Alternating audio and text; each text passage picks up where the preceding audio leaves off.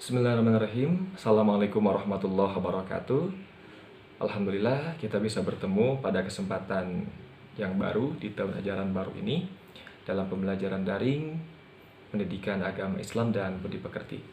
Insya Allah pada kesempatan kali ini Bapak akan mengajarkan tentang kajian Quran Surat Ali Imran ayat 190 hingga 191 tentang bersikap berpikir kritis, objektif, dan seimbang. Perihal tentang berpikir kritis, Bapak terlebih dahulu ingin membawa rekan-rekan semuanya supaya untuk memikirkan tentang bagaimana fenomena yang sedang terjadi saat ini.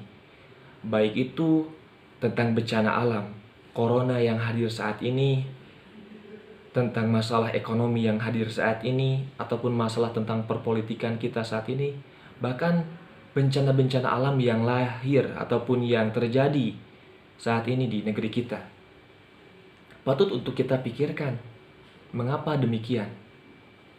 Sepandai-pandainya orang adalah mereka yang mampu mengambil manfaat ataupun mengambil pelajaran dari setiap peristiwa yang telah terjadi.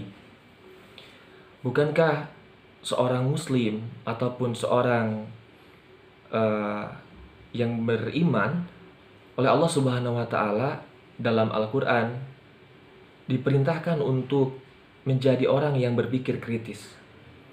Hal ini senada dengan Quran Surat Ali Imran ayat 190 hingga 191. A'udzubillahi minasyaitonirrajim. Bismillahirrahmanirrahim.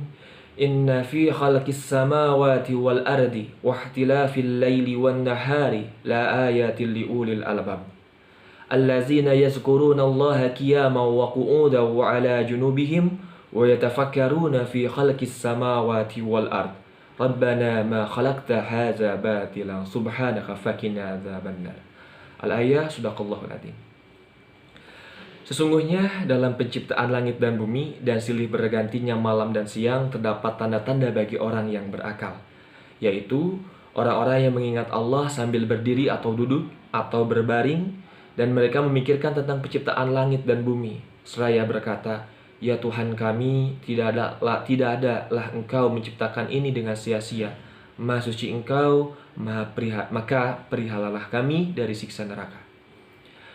Asbabun nuzul surat ini, dahulu orang-orang Quraisy datang kepada orang Yahudi dan mereka bertanya kepada Yahudi, "Yahudi, apa yang dibawakan Musa kepadamu? Tongkat serta tangannya yang putih serta bersinar ketika kamu melihatnya." Kemudian orang Quraisy tersebut mendatangi orang-orang Nasrani. "Wahai Nasron, apa yang dibawakan oleh Isa kepadamu?" Mereka menjawab, "Isa bisa menyembuhkan mata orang yang buta. Isa bisa menyembuhkan penyakit. Isa bisa membangkitkan orang yang mati." Ya, di antara contohnya. Kemudian bertanya dan mendatangi Nabi Muhammad SAW.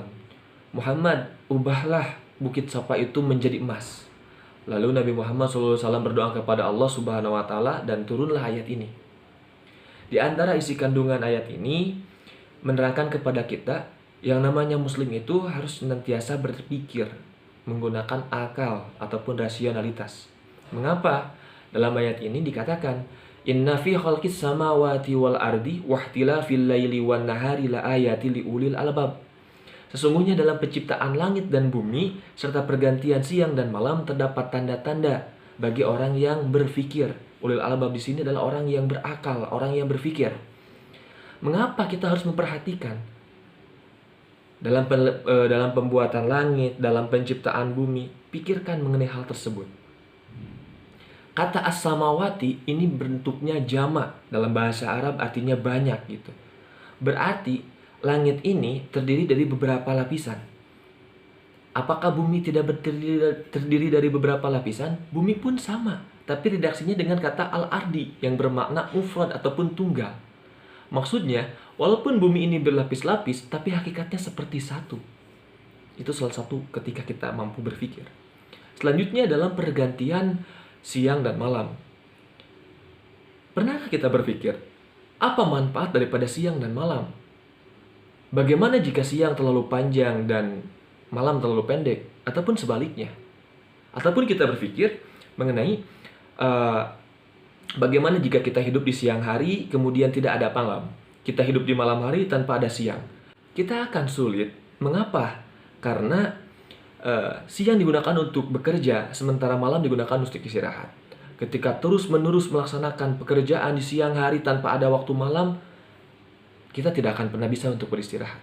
Begitupun dengan di malam hari, dalam keadaan gelap gulita, kita tidak akan mampu untuk melaksanakan pekerjaan. Karena apa? Kurangnya pencahayaan, karena dalam keadaan yang gelap. Harusnya kita mampu berpikir ke sana, serta manfaat-manfaat lain daripada hal yang itu. Selanjutnya, di situ juga diterangkan dalam ayat tersebut, dalam ayat itu bahwasanya yang disebut dengan ulil albab ataupun orang-orang yang berakal, orang-orang yang berpikir adalah mereka yang senantiasa berzikir kepada Allah Subhanahu wa taala.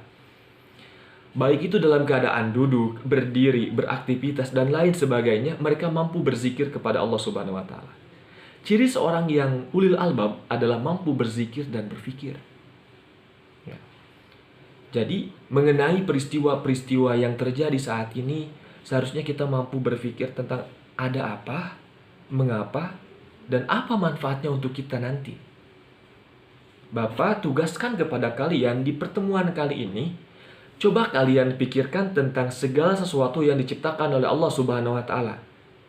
Pilih, baik itu misalkan tentang gunung, tentang lautan, tentang ilmu pengetahuan ataupun tentang bencana.